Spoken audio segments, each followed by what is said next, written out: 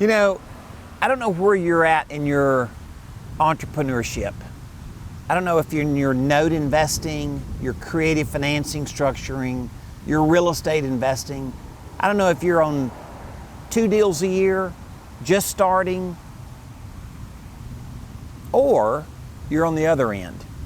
This morning I had a nice conversation with a group of real estate investors. They bought 375 properties last year. They wholesaled 375 properties. That's a business. And what they were asking me about is because they've been to some training that we've done, and they're saying, Eddie, we want it, we get it, we see it. We just want to make sure we can add it to our business. And I said, good question. And so we talked about some mechanics, right? We talked about personnel needs or positioning who does what within their business to add it. And they were saying, how much money can we make on every deal? And I said, it's not like wholesaling. Wholesaling, you say, well, I can average $20,000 a deal or $15,000 a deal or whatever your number is.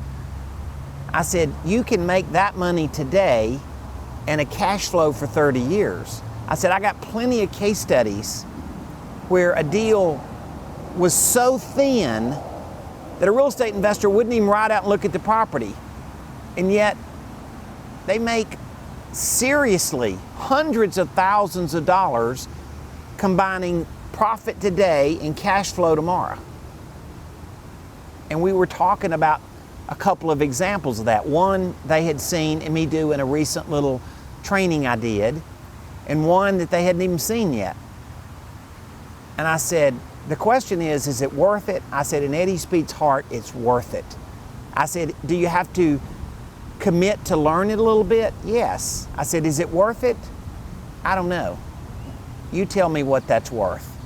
To go make essentially the same profit you can make wholesaling and then get a check for the next 30 years on top of that, that seems like to me it's worth it. You know what?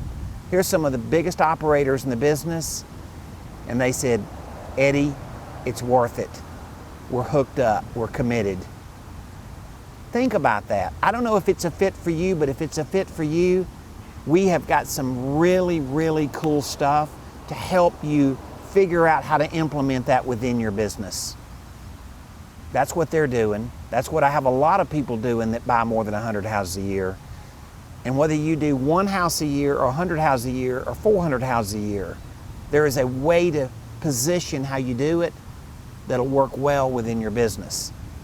I understand the necessity for scalability, but I also understand the necessity to not ignore a business that's right in front of your nose that has a crazy opportunity.